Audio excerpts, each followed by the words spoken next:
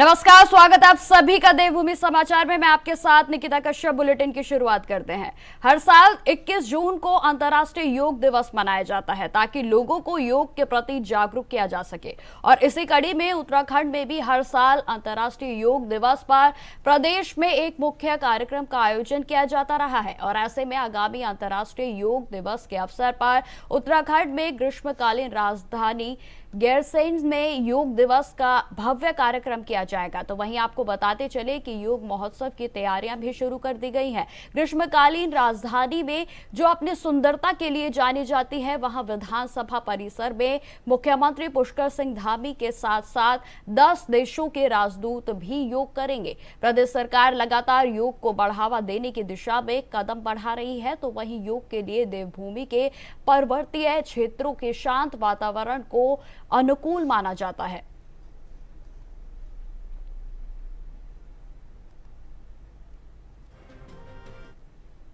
देखिए, हमारे प्रदेश के मुख्यमंत्री माननीय पुष्कर सिंह धामी जी राज्य को एक नई पहचान मिले और हर क्षेत्र में इस दिशा में वो लगातार काम कर रहे हैं, क्योंकि हमारे देश के यशस्वी प्रधानमंत्री नरेंद्र भाई मोदी जी ने योग को विश्व स्तर पर एक नई पहचान देने का काम किया है।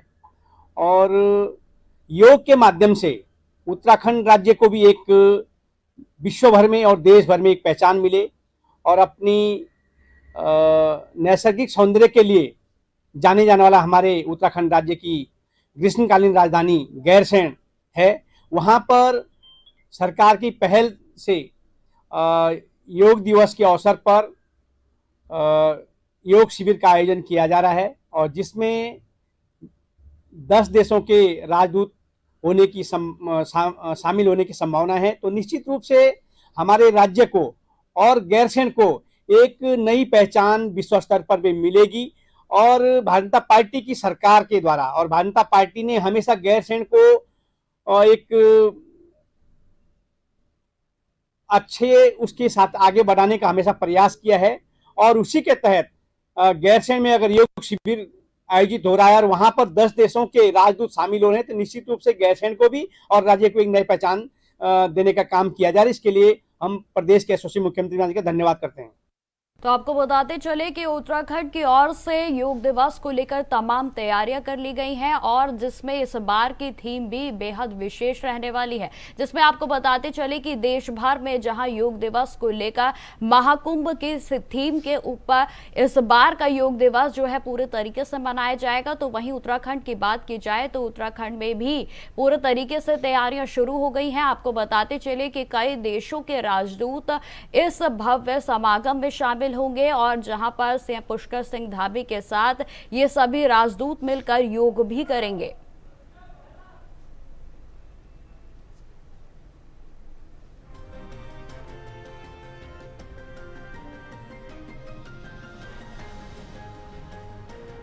तो आपको बताते चले कि योग महोत्सव को लेकर तमाम तरीके की तैयारियां शुरू कर दी गई हैं। कई देशों के राजदूत उत्तराखंड में जो है वो पहुंचेंगे और योग दिवस के समागम में एक भागीदारी दर्ज कराएंगे। आपको बताते चले कि उत्तराखंड का जो वातावरण है वो बेहद ही शांत है और बेहद ही बेहतरीन और सुंदर है और जिसको लेकर ग्रीष्मकालीन राजधानी में इसका आयोजन किया जाएगा और जहां पर तमाम मेहमानों को आमंत्रित किया गया है और साथ ही साथ पुलिस प्रशासन को भी पूरे तरीके से अलर्ट कर दिया गया है। वहीं आपको यह भी जानकारी देते चले कि इस बार का योग दिवस बेहद ही खास माना जा रहा है, कई मायनों में खास है, क्योंकि आपको बता दें कि इस बार की जो थीम रहने वाली है वो महाकुंभ से जुड़ी हुई रहने वाली है और जिसको लेकर प्रशासन को भी पूरे तरीके से अलर्ट कर दिया गया है। और साथ ही साथ जहां पर राजदूत और साथ ही साथ सीएम पुष्कर सिंह धामी योग करेंगे, वहां का भी पूरे तरीके से निरीक्षण किया जा रहा है और तमाम तरीके के दिशा निर्देश अधिकारियों को दिए गए हैं।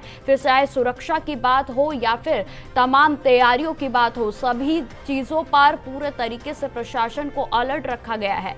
तो आपको बताते चले कि हर साल की भांति इस बार भी उत्तराखंड में योग दिवस बेहद बेहतरीन तरीके से मनाया जाएगा और जिसको लेकर तमाम तरीके की तैयारियां शुरू कर दी गई हैं और जिसकी जानकारी भारतीय जनता पार्टी की ओर से प्रदेश जो अध्यक्ष हैं उनकी ओर से भी बताया गया कि इस बार का जो योग दिवस रहने वाला है वो कई मायनों में बेहद खास रहने वाला है, क्योंकि इस बार की जो थीम होगी वो महाकुंभ को लेकर होगी और साथ ही साथ जिस तरीके से हमारे भारत की जो धार्मिक गाथा है, जिसे कि जितना गाया जाए या जितना बताया जाए वह उतनी कम है और बेहद ही भव्य है। इसी खबर पर अधिक जानकारी के साथ हमारे साथ देहरादून से अभय कैंतुरा जी जुड़ गए हैं। तो अभय जी, जिस तरीके से योग दिवस का समागम जो है उसको लेकर तमाम तरीके की तैयारियां शुरू हो गई हैं, क्या रहने वाली है इस बार की थीम?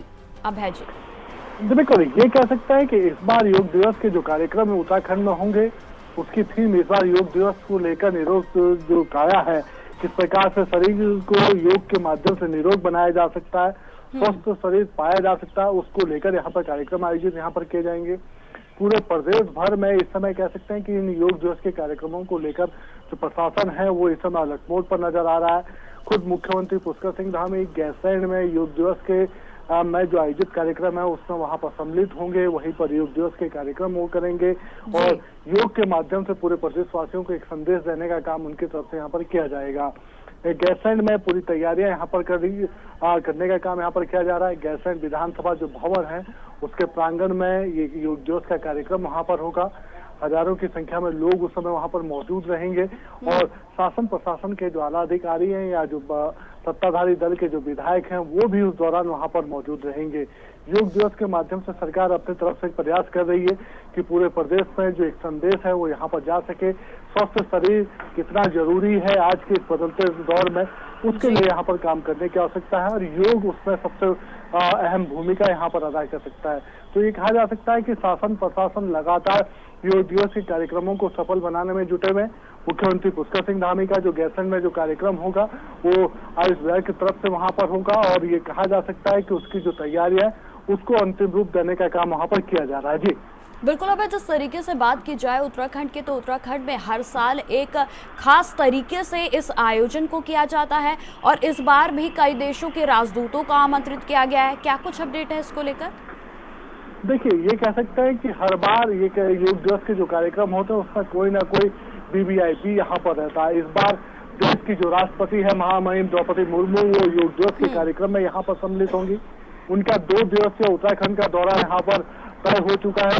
20 और 21 जून को वो देहरादून के प्रवास पर यहाँ पर रहेंगे और योग दिवस के जो कार्यक्रम होंगे उनमें सम्मिलित होने का काम करेंगे। इसके अलावा जो योग नगरी के रूप में ऋषिकेश विश्वविख्यात है, वहां पर कई देशों के राजदूत इस समय यहाँ पर आएंगे और योग दिवस के जो कार्यक्रम होंगे उन कार्यक्रमों में सम्मिलित होने का काम उनकी तरफ से किया जाएगा। तो ये कह सकते हैं कि पूरे प्रदेश में इस समय योग दिवस के जो कार्यक्रम है उनमें वीवीआईपी का आने का जो सिलसिला होगा वो यहाँ पर अगले 2 से 3 दिनों में यहाँ पर शुरू हो जाएगा और उसके बाद पूरे प्रदेश में कह सकते हैं कि योग दिवस के जो कार्यक्रम होंगे उसको लेकर जो तैयारियां होंगी वो अंतिम रूप उन तैयारियों को देने का काम यहाँ पर होगा। आयुष विभाग की तरफ से ये पूरे कार्यक्रम यहाँ पर होंगे योग दिवस के और लगातार सरकार जो संदेश देने का काम करना चाहती है, क्योंकि उत्तराखंड को देवभूमि के नाम से जाना जाता है और अगर योग दिवस के कार्यक्रम यहाँ से भव्य तरीके से किए जाते हैं तो फिर जो एक संदेश सरकार देना चाहती है वो पूरे विश्व में भी फैलेगा और उत्तराखंड योग भूमि के रूप में भी अपनी पहचान बनाता हुआ नजर आएगा। जी बिल्कुल। अब कई वीआईपी गेस्ट जो है वो उत्तराखंड को में आने वाले हैं, तो इसको लेकर किस तरीके की सुरक्षा व्यवस्था रखी गई है? क्या कुछ नए बंदोबस्त जो है वो देखने को मिलेंगे?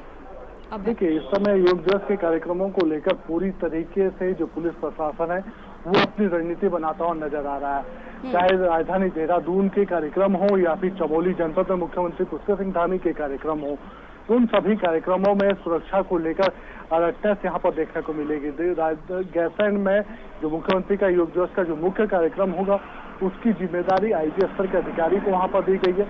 हर सेक्टर को अलग अलग जोन में बांटने का काम यहाँ पर किया गया है। इसके अलावा सभी जनपद मुख्यालयों पर योग दिवस के कार्यक्रम यहाँ पर आयोजित होंगे। उसमें सभी जनप्रतिनिधियों को अपने अपने जनपदों में सम्मिलित होने के लिए सरकार की तरफ से भी कह दिया गया है। निमंत्रण आयुष विभाग की तरफ से सभी जनप्रतिनिधियों को भेजने का काम यहाँ पर किया जा रहा है। तो ये कह सकते हैं कि योग दिवस के कार्यक्रमों में सुरक्षा व्यवस्था भी खड़ी रहेगी और आम जनता किस प्रकार से इस योग दिवस के कार्यक्रम में अपनी सहभागिता निभा सकती है, अपनी सहभागिता में सम्मिलित वहाँ पर हो सकती है, ज्यादा से ज्यादा लोग उन कार्यक्रमों में सम्मिलित हो सके, उसके लिए प्रचार प्रसार भी यहाँ पर किया जा रहा है। तो सुरक्षा के बीच में कह सकते हैं कि लगातार जनता की जो सहभागिता है उसको भी सुनिश्चित करने का काम यहाँ पर किया जा रहा है। जी ठीक है, अब तमाम जानकारी के लिए आपका बहुत बहुत धन्यवाद। तो जिस तरीके से आपको बताते चले कि योग दिवस को लेकर उत्तराखंड में जो तैयारियां हैं पूरे जोर शोर से चल रही हैं, और जिसमें आपको बताते चले कि इस बार का योग दिवस भी बेहद बेहतरीन और खास रहने वाला है। तो खबरों में आगे बढ़ते हैं। हरिद्वार जिले के रुड़की में एंटी ह्यूमन ट्रैफिकिंग की यूनिट की टीम और स्थानीय पुलिस ने मिलकर एक स्पा सेंटर पर छापेमारी की है। आपको बताते चले कि छापेमारी के दौरान टीम ने मौके से 4 युवतियों और एक युवक को हिरासत में ले लिया है। तो वहीं स्पा सेंटर में आपत्तिजनक सामग्री भी बरामद की गई है। बताया जा रहा है कि स्पा सेंटर की आड़ में सेक्स रैकेट चलाया जा रहा था। पुलिस ने इस मामले में सभी आरोपियों के खिलाफ संबंधित धाराओं में मुकदमा दर्ज कर लिया है। बताया गया है कि पकड़ी गई महिलाओं में स्पा सेंटर संचालक की मंगेतर भी शामिल है।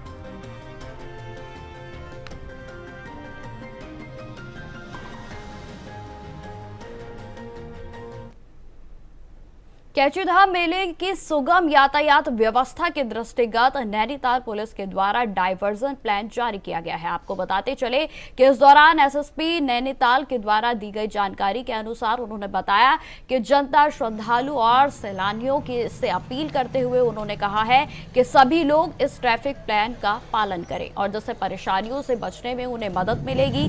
साथ ही साथ उन्होंने कहा कि 14 और 15 जून को कैचीधाम में मेले में भारी संख्या में श्रद्धालु के आने की उम्मीद जताई जा रही है।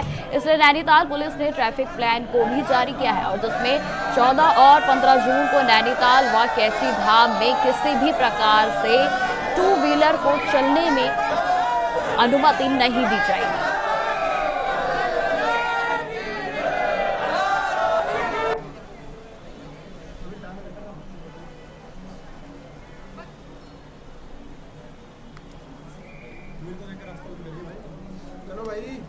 पंद्रह जून को जो कैची मेला होने वाला है, उसके मद्देनज़र नैनीताल पुलिस के द्वारा एक ट्रैवल प्लान जारी किया गया है, जिसमें कुछ शटल सर्विसेज की जो संचालन के बारे में बताया गया, पार्किंग्स के बारे में बताया गया। इसके साथ ही डाइवर्जन प्लान है, उसको भी हम लोगों ने जारी किया। तो जो श्रद्धालु कैचीधाम आना चाहते हैं या पहाड़ की यात्राएं करना चाहते हैं, वो नैनीताल जिले में आने से पूर्व जो हमारा डाइवर्जन प्लान है उसको ठीक से देख लीजिए। ऐसे जितने भी टूरिस्ट हैं जिनको कैंची के अलावा अल्मोड़ा, बागेश्वर, कौसानी, रानीखेत या पिथौरागढ़ की तरफ जाना है, वो भीमताल से ही डाइवर्ट कर दिए जाएंगे और भीमताल से खुटानी, पदमपुरी होते हुए उनको पहाड़ की यात्राएं करनी है। इसके अलावा जो कैचीधाम के लिए जो टूरिस्ट आ रहे हैं उनको शटल सर्विसेज से हम कैचीधाम लेके जाएंगे, वहाँ से वापस शटल में पार्किंग एरिया में छोड़े जाएंगे। नैनीताल जो टूरिस्ट आ रहा है, उस नैनीताल वाले टूरिस्ट को नैनीताल से शटल सर्विसेज लेनी है और वापस नैनीताल तक उनको शटल से ही छोड़ा जाएगा। कोई भी प्राइवेट व्हीकल नैनीताल से 14 और 15 तारीख को कैचीधाम के लिए अलाउ नहीं है। इसके साथ साथ जिन लोगों की 14 या 15 तारीख को ट्रेन या फ्लाइट्स हैं, वो लोग भी अपनी यात्राएं हिसाब से प्लान करें कि डाइवर्जन प्लान आप पहले देखिए और उसी हिसाब से आप एक सेफ टाइम लेके चलिए, क्योंकि पहाड़ से जो लोग आने वाले हैं उनके लिए भी खुटानी, पदमपुरी, भीमताल वाला रास्ता डाइवर्ट करने के बाद में बताया गया है। तो उसी रास्ते से उनको यात्राएं करनी है, तो आप समय से निकलें ताकि अपने फ्लाइटें और आप ट्रेन पकड़ पाएँ। इसके साथ जितने बाइकर्स नैनीताल आने वाले हैं या कैचीधाम की तरफ आने वाले हैं, हम आप सबको अवगत कराना चाहते हैं कि 14 और 15 तारीख को सभी प्रकार के 2 व्हीलर वाहन नैनीताल जनपद में प्रतिबंधित किए गए हैं। आप 2 व्हीलर से ना नैनीताल आ सकते हैं, ना ही कैचीधाम जा सकते हैं। स्थानीय जो निवासी हैं वो स्थानीय काम से अगर इधर उधर जाते हैं तो अपना आई कार्ड अपने साथ में रखें। कोई ऐसे सरकारी कर्मचारी जो सरकारी कार्य से इधर उधर 2 व्हीलर यूज कर रहे हैं तो वो भी अपना आई कार्ड साथ में रखें ताकि उनको अलाउ किया जाएगा। गुजरात के अहमदाबाद में भीषण विमान हादसे में जान गंवाने वाले 242 यात्रियों के लिए आज हरिद्वार के सर्वानंद घाट पर भावपूर्ण श्रद्धांजलि अर्पित की गई।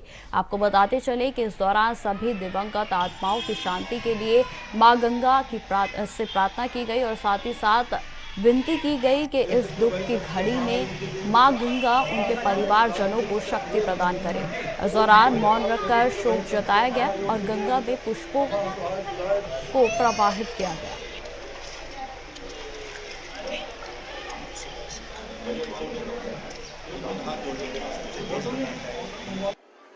नमामि गंगे तव पाद पंकजम सुरासुरवंदि दिव्य रूपम मुक्तिम च ददासि नित्यम भावानुसारेण सदा नारायणम। माँ गंगा जी सभी को मोक्ष देती है, मोक्षदायिनी माँ गंगा है। और राजा सगर के 60,000 पुत्रों के उद्धार के लिए इस धरा पर माँ गंगा जी का आगमन हुआ है। और जैसे कि आप देखते हो किस प्रकार से जो है प्लेन हादसे में जो है 200 से अधिक जो है 241 लोगों का जो है अकस्मात निधन हुआ है। तो यहाँ पर महानगर व्यापार मंडल हरिद्वार, हमारे सेठी साहब हो गए, हमारे श्री अखंड परशुराम अखाड़ा पंडित राष्ट्र अध्यक्ष पंडित अधीर कौशिक जी हो गए, और अनेकों संस्थाएं से जो है पदाधिकारियों ने यहाँ पर हरिद्वार हर की पौड़ी माँ गंगा जी के चरणों में प्रार्थना की। नमा पितृभ्यश्च महायोग्य भेव च नमः स्वाय सुधाय नित्यमेव नमो नमः।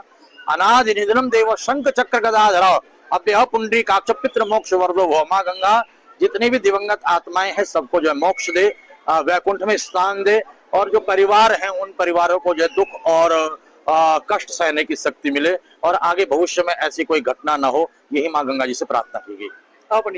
आज पूरे भारत में एक शोक की घड़ी है और बेहद दुखी है सभी लोग जो भारत में निवास करते हैं। ये उत्तराखंड देवभूमि, पवित्र भूमि माँ गंगा जी का प्रांगण है, मोक्षदायिनी श्री गंगा जी है।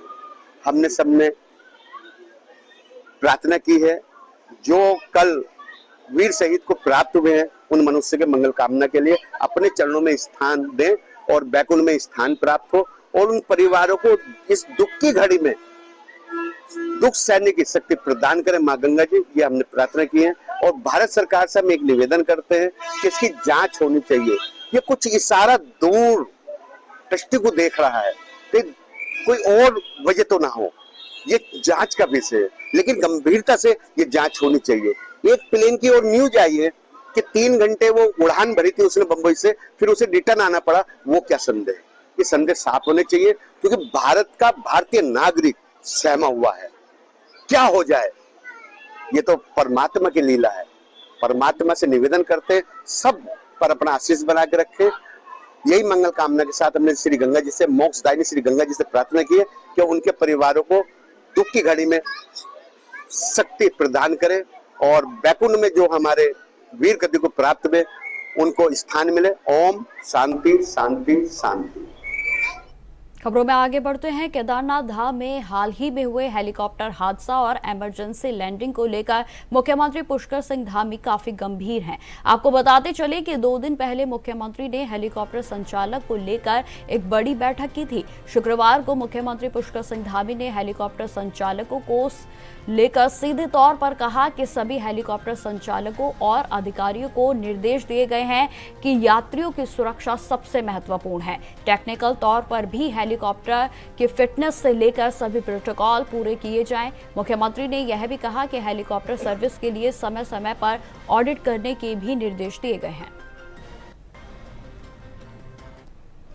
देखिए, हमने कहा है कि हर हालत में सुरक्षा हमारे लिए सर्वोच्च प्राथमिकता है, और एक चूँकि इस बरसात से पहले हमने इसकी समीक्षा की है, लेकिन आगे आने वाले सीजन में पूरी तरह से नियमित रूप से सेवा चलेगी। इसमें हमने जहां हमारा राज्य का यूकाडा जो यहाँ की नोडल एजेंसी है इसको संचालित करने वाली AIB के लोग हैं और DGCA के लोग हैं, सभी के साथ बैठक की है। इसके साथ साथ एविएशन कंपनियाँ, उनके लोगों से भी हमने कहा है कि भाई आपके कई सारे फेरे लगते हैं और वो सब मानकों के आधार पर लगे। सबसे पहले उनका जो सुरक्षा के मानक होते हैं उन मानकों का पूरी तरह से पालन हो, उनकी फिटनेस इत्यादि हो, और साथ में जो हमारे उच्च हिमालयी क्षेत्र हैं, हाई एल्टीट्यूड वाले, उन क्षेत्रों में जो पायलट करते हैं, जो हेलीकॉप्टर चलाते हैं, उनका जो है एक बड़ा अनुभव, दीर्घकालीन अनुभव भी उनका होना चाहिए, और उसके आधार पर ही यहाँ सेवाओं की हम परमिशन आगे करेंगे। खबर देहरादून से ही है, जहां पर पेयजल संकट पर अब तक 142 शिकायतें आ चुकी हैं और जिसमें से 138 मामलों का समाधान हुआ है। आपको बताते चले कि पेयजल संकट पर DM ने सख्ती बरतते हुए अधिकारियों को निर्देश दिए हैं कि हर शिकायत का डे टू डे समाधान अनिवार्य है। तो वहीं निर्देश के बाद 20 अप्रैल से 24/7 कंट्रोल रूम में तैनात है। आपको बताते चले कि 7 विभागों के अधिकारी तो आपको बता दें कि पेयजल संकट को लेकर डीएम के जिस तरीके से सख्त निर्देश दिए गए, तो उसके बाद लगातार सतर्कता के साथ इन समाधानों को किया जा रहा है।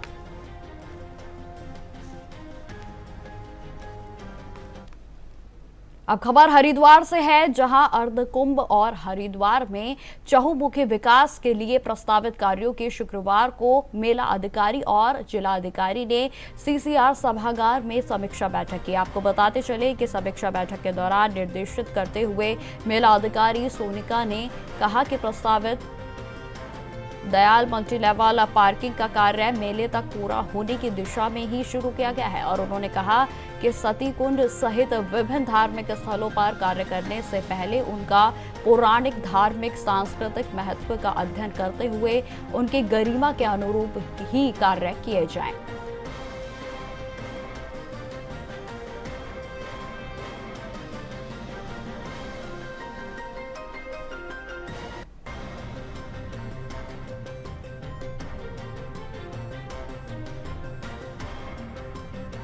तो आपको बताते चले कि मेला आयोजन तक इस कार्य को पूरा करने के लक्ष्य रखे गए हैं और जिसमें आज एक महत्वपूर्ण समीक्षा बैठक की गई और जिसमें आपको यह भी बताते चले कि तमाम दिशा निर्देश दिए गए हैं और मेला आयोजन को लेकर साफ तौर पर बता दिया गया है, लक्षित कर दिया गया है कि किसी भी तरीके की कोई भी चूक नहीं होनी चाहिए। तो आपको बताते चले, वहीं अगर हरिद्वार की मेन समस्या की बात की जाए तो इस समय जाम की जो व्यवस्था है वो पूरे तरीके से चरमराई हुई है और उसको लेकर तमाम तरीके के दिशा निर्देश भी दिए जा रहे हैं। तो वहीं हरिद्वार के चहुमुखी विकास को लेकर यह बैठक की गई और बैठक को देखते हुए तमाम तरीके के दिशा निर्देश भी दिए गए हैं। वहीं आपको बताते चले कि आगामी दिनों में हरिद्वार में कांवड़ का मेला भी लगने वाला है और जिसको लेकर भी प्रशासन पूरे तरीके से अलर्ट मोड में है और जहां पर आपको बताते चले कि कई जगहों को डाइवर्ट भी किया गया है। तो ये तमाम तरीके के दिशा निर्देश बैठक में दिए गए और साथ ही साथ तमाम तरीके के दिशा निर्देश भी आगे भी दिए जाएंगे। खबरों में आगे बढ़ते हैं। उत्तराखंड एसटीएफ ने साइबर ठगी के एक बड़े नेटवर्क का पर्दाफाश करते हुए 6 आरोपियों को गिरफ्तार किया है। आपको बताते चले कि गिरोह के पास से कई लैपटॉप्स, मोबाइल, बैंकों के खाते की जानकारी सहित कई फर्जी दस्तावेज बरामद किए गए हैं। दरअसल यह गिरोह उत्तराखंड समेत कई राज्यों में सक्रिय था और साथ ही साथ आम जनता को ठगने के लिए हाईटेक तरीके का इस्तेमाल करता था। वहीं मिली जानकारी के अनुसार एसटीएफ की टीम ने गहन जांच और तकनीकी निगरानी के जरिए इस कार्रवाई को अंजाम दिया।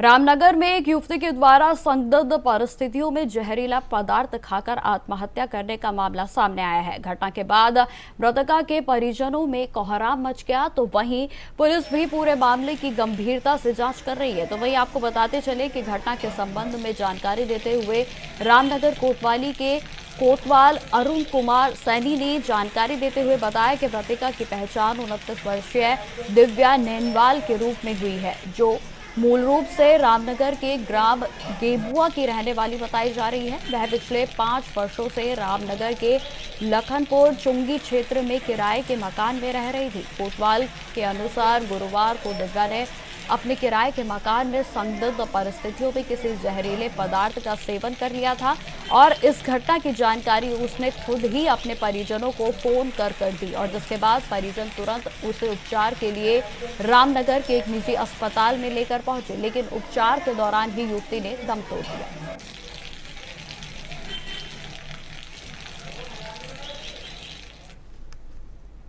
अब खबर राजधानी देहरादून से है, जहां सोशल मीडिया पर पंचायत निर्वाचन तिथियों को लेकर एक पत्र वायरल हो रहा है, जो कि पूरे तरीके से भ्रामक बताया जा रहा है। आपको बताते चले कि जिससे कि यह स्पष्ट किया जाता है कि राज्य निर्वाचन आयोग के द्वारा पंचायत निर्वाचन के संबंध में कोई भी तिथियां अभी तक निर्धारित नहीं की गई हैं, तो वहीं इस प्रकार की भ्रामक सूचनाओं को प्रसारित ना किया जाए।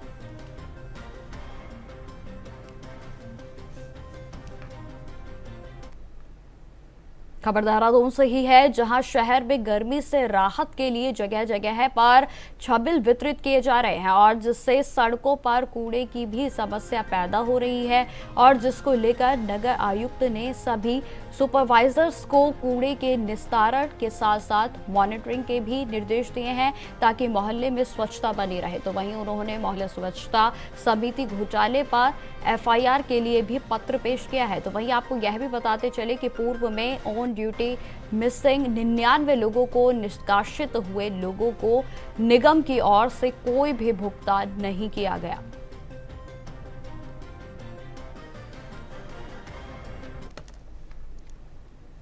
तो फिलहाल इस बुलेटिन में इतना ही। देश दुनिया की तमाम खबरों की जानकारी के लिए बने रहें हमारे साथ। नमस्कार।